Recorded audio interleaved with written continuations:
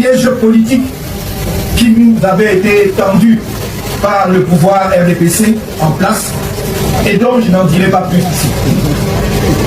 C'est parce que nous avons évité ce piège-là que le régime furieux est devenu franchement féroce contre le MRC.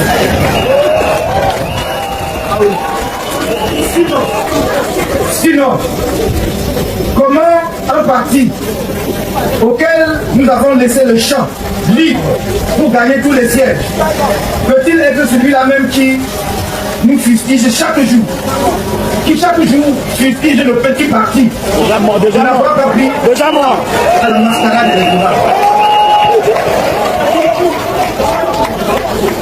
Comme dirait notre bon peuple, pourquoi le MRC porte son pantalon et sa serre le RDPC? Incomprise par nos militants depuis la base et a permis à notre parti d'éviter un piège politique mortel tendu par le régime. Mais je suis en mesure de vous confirmer ce que je n'ai cessé de vous dire depuis un certain temps déjà, à savoir que le MRC présentera son candidat à l'élection présidentielle, même si elle était convoquée maintenant. Il n'est pas obligé de passer nécessairement par un autre parti politique pour avoir le droit de présenter un candidat. En vertu des dispositions pertinentes de la Constitution et au regard de plusieurs cas précis survenus dans notre pays, le MRC compte dans ses rangs plusieurs élus issus des élections étatiques dont les mandats courent encore. Nous étions jugés, nous étions poursuivis pour insurrection, rébellion, hostilité contre la patrie, atteinte à la sûreté de l'État, réunions et manifestations non autorisées et pour d'autres défauts de carte nationale d'identité. Alors tous ces chefs d'accusation étaient portés contre nous et nous courions ainsi la peine à vie. La perpétuité. À vie. En fait, pour avoir tout simplement exprimé un droit que la Constitution camerounaise nous autorise, que les traités et conventions dûment ratifiés par l'État du Cameroun nous autorisent, et aucun citoyen, jusqu'à nos jours, aucune boutique, aucune entreprise, aucun service public n'avait été paralysé par le fait de notre manifestation pacifique. Alors nous ne savions donc pas pourquoi. Un droit clairement exprimé, respectant les canaux du droit, avec une déclaration préalable, parce que notre manifestation avait été déclarée, l'itinéraire même avait été mentionné dans la déclaration. Exactement. Donc nous avions respecté du point de vue du droit tous les préalables que la loi nous autorise. Donc nous ne savions donc pas pourquoi nous recevions de façon violente cette barbarie du régime qui nous gère aujourd'hui. Alors, et donc, est-ce qu'au moment où on vous interpelle, pendant votre séjour à la police judiciaire pour les enquêtes et tout, jusqu'au moment où vous vous retrouvez à Kondengui et ensuite condamné, jugé, condamné, est-ce qu'à un seul moment vous imaginiez que vous iriez jusqu'à ce niveau-là? Non, pas du tout, puisque dans l'histoire politique de notre pays, si je ne me trompe pas, je laisse l'épisode de Ruben Oumiobe de NS Ouandje, où nous parlions encore, n'est-ce pas, du néocolonialisme et de l'impérialisme. Voilà, jusqu'en 90, je n'ai pas souvenance qu'un homme politique ou alors qu'un citoyen exprimant une opinion avait été condamné aussi froidement pour les faits de manifestation pacifique. Mais où le bas blesse, il faudrait bien que je mentionne, c'est que pendant que nous étions à la PJ, quelques agents de force de l'ordre nous répétaient à suffisance, vous croyez que Kamto va vous faire quoi? Vous croyez qu'il peut vous sauver? Vous serez condamné à vie, vous allez même être torturé. Alors, le Cameroun... C'est-à-dire que des fonctionnaires de police vous disent clairement que vous serez torturé. Oui, vous serez torturé, vous serez condamné à vie. En fait, notre sentence avait déjà été prononcée.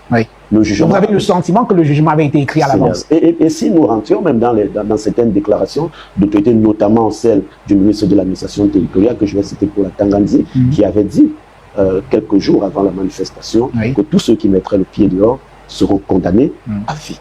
Alors vous voyez donc un pays qui se dit pays démocratique, où la séparation des pouvoirs est le pilier fondamental qui fonde la démocratie. Et nous voyons encore aujourd'hui que l'État fonctionne dans un système confisqué par un régime politique, par un pouvoir politique qui détient tous les pouvoirs. Il n'y a pas de séparation de pouvoir, au point où un fonctionnaire, sans toutefois que la justice ne se prononce, sans toutefois qu'il y ait des indices réels et concordants qui démontrent qui a eu commission d'une infraction et qui prononce déjà une condamnation. Alors c'était la chose effectivement la plus surprenante pour un jeune comme moi qui rêve et croit que le Cameroun, comme on nous l'a toujours prononcé, est une Afrique en miniature. Le Cameroun est fier parce que c'est le berceau de nos ancêtres. Le Cameroun, dans toute sa diversité, comme on nous l'a toujours prononcé, est un environnement où tous les citoyens devraient se sentir en sécurité. Qui, d'après vous, peut évincer le président Paul Biya? Maurice Kamto. Et pourquoi? Maurice Kamto, sans passer par 1000 chemins pour le dire. Je n'ai même pas besoin d'aller à l'école pour le dire. L'union de l'opposition, dont le régime de Yaoundé nous fait chanter tout le temps, c'est une piste de distraction. En fait, il prépare souvent, c'est une entourloupe, il prépare souvent l'opinion publique sur le fait que si l'opposition perd à nouveau, c'est parce qu'elle n'est pas unie. C'est faux. En 1992, aux élections de 1992, l'opposition n'avait pas un candidat unique. Ni John Fundi était le candidat de la coalition de l'Union pour le changement. Il est sorti premier, avec plus de 39% de voix, de suffrage. Paul Biya est sorti deuxième. Le troisième, je crois, c'était Bello Bouba Maïgari, qui représentait l'UNDP et d'autres partis politiques de l'opposition. Et il y avait un candidat de l'UPC. Donc l'opposition avait plusieurs candidatures, mais l'opposition avait gagné. En 2018, nous restons persuadés que Maurice Kamto avait gagné, étant candidat seul du MRC, avec d'autres partis politiques qui nous ont soutenus et d'autres acteurs de la société civile et d'autres organisations. Donc voilà, moi je pense que un candidat unique de l'opposition peut battre Paul Biya aux élections d'octobre 2025. La première chose qu'il faut dire, c'est que dans aucun pays au monde, on a vu un seul candidat de l'opposition. Narcisse, donnez-moi un seul pays dans le monde entier, que ce soit dans les grandes démocraties ou dans que ce soit dans les grandes démocraties ou les démocraties intermédiaires ou les pays qui sont en gestation au niveau de la démocratie comme le Cameroun. Il n'existe pas un seul pays où il y a un candidat unique de l'opposition. Il peut y avoir souvent des candidats consensuels. Je prends le cas du Sénégal, qui avait 18 candidats. Dans ces 18 candidats, Diomaye Faye, par exemple, avait des plateformes a mis sur pied une plateforme de l'opposition. Donc, ils avaient autour d'eux de la plateforme qui a été mise en place autour du PASTEF, certains partis politiques de l'opposition et certaines organisations de la société civile qui se sont greffés aux candidats du PASTEF. Je pense qu'ils étaient au total, si je ne me trompe pas, 63 partis avec les ONG et les syndicats. 63 organisations. 63 organisations qui étaient autour du PASTEF. Même le candidat de Macky Sall, qui était son premier ministre, l'ancien premier ministre, avait aussi une plateforme de certains partis qui étaient autour de lui. Donc, il y a des configurations comme celle-là. Aux élections présidentielles, par exemple, les dernières élections présidentielles du Congo-RDC, et même les avant-dernières élections du Congo-RDC, il y avait la coalition Fayulu, Martin Fayulu. Et Tshisekedi était candidat unique, mais avait aussi quelques partis politiques de l'opposition qui soutenaient sa candidature. Donc voilà la configuration qui existe. Même en France, il y a des candidats qui réunissent d'autres partis politiques. Aux États-Unis, il n'y a pas que deux grands partis majeurs, le Parti républicain et le Parti démocrate. Il y a une centaine de partis politiques aux États-Unis. Sauf que ces partis politiques sont conscients du fait qu'ils ne peuvent pas affronter ces deux géants. Et donc, du coup, avant chaque élection, il y a le jeu d'alliance. Le Parti démocrate a souvent certains partis politiques qui se greffent à lui, et pareil pour le Parti républicain.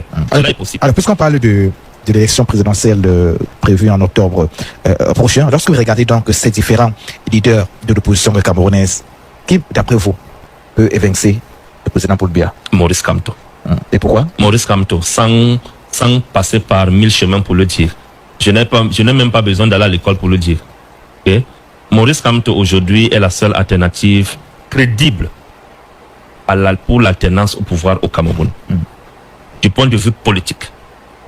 Parce que Maurice Kamto a développé un capital politique considérable ces dernières années, c'est-à-dire que depuis la création du parti MRC, d'ailleurs c'est la raison pour laquelle Onan Guinée a fait une prévision, je crois en 2012-2013, sur un journal de la place, pour dire que Maurice Kamto est le prochain président de la République du Cameroun. Il a donné des éléments factuels sur lesquels il se fondait. Et à l'époque, Maurice Kamto n'avait même pas encore développé ce capital politique qu'il avait. C'était le capital intellectuel qu'il avait développé, qu'il possédait en ce moment. Aujourd'hui, il a un capital politique considérable. Il n'y a aucun Camerounais dans l'opposition qui fait l'unanimité comme Maurice Kamto. Aucun autre Camerounais. Donc du point de vue politique, il est la personne la mieux indiquée. Maurice Kamto est la figure même de l'opposition camerounaise de nos jours. Ça, c'est quelque chose qui ne se discute avec personne. Quand on parle de l'opposition camerounaise aujourd'hui, on parle de Maurice Kamto. C'est le nom le plus cité au sein de la classe politique de l'opposition et au sein de l'opinion publique nationale et de la diaspora camerounaise. On parle de Maurice Kamto. C'est le seul nom qui revient plusieurs fois. Maurice Kamto est quelqu'un qui est aujourd'hui représenté comme la figure de proue, qui s'est affirmé comme un opposant. Un opposant, c'est celui-là, effectivement, qui ne se laisse pas embarquer dans un cycle de compromission. Il ne se laisse pas embarquer dans un cycle de compromission. Et Maurice Kamto est dans ce statut-là. Il est dans ce statut-là. Tout le monde sait qu'il a fait la prison dans ce pays. Il est difficile de se retrouver dans un pays de dictature comme le Cameroun, parce que je le dis, le Cameroun, c'est une dictature. Et puis, dans un tel contexte, mener des activités politiques aisément. Non. Donc, la répression dont le MRC est victime et son leader Maurice Kamto démontre à suffisance, c'est une preuve factuelle que nous sommes la vraie opposition. Est-ce vous en train de dire que Maurice Kamto sera le futur président de la République, donc en octobre 2025? Oui, il le sera. Je le dis, la main sur le cœur, que Maurice Kamto sera le prochain président de la République du Cameroun au lendemain de l'élection d'octobre 2025. Alors, Pierre-Manuel Bignane, lorsque vous regardez l'environnement socio-politique du Cameroun, avez-vous le sentiment que les Camerounais sont prêts pour le changement? Oui, les Camerounais sont prêts. Nonobstant les qualificatifs qu'on les attribue, il y en a aujourd'hui qui traitent le peuple camerounais d'amorphe, qui traitent la jeunesse camerounaise de consommateurs d'alcool, ainsi de suite, etc., etc. Mais je pense que soit ils sont ignorants de la situation socio-politique et économique à laquelle est confronté les Camerounais au quotidien, soit ils font exprès. Moi, je le dis. Vous ne pouvez pas avoir une jeunesse comme la jeunesse camerounaise qui fabrique des drones. Qui fabrique des drones qui sont les meilleurs en Afrique et qui sont exportés sur les marchés non seulement africains, d'autres marchés internationaux comme le marché européen et américain. Et vous estimez que cette jeunesse-là est une jeunesse de consommateurs d'alcool et incapable de penser, de réfléchir. Non. Nous avons une jeunesse qualifiée. Nous avons une jeunesse intelligente. Nous avons une jeunesse engagée.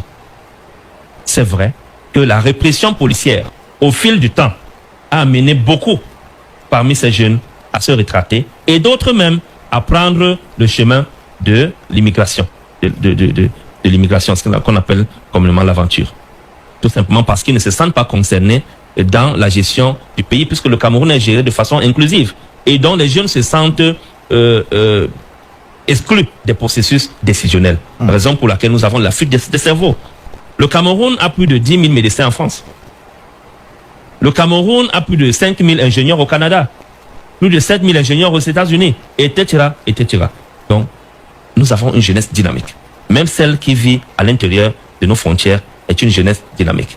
Et nous pensons qu'avec cette jeunesse et la prise de conscience généralisée qui s'observe aujourd'hui à travers une mobilisation sur les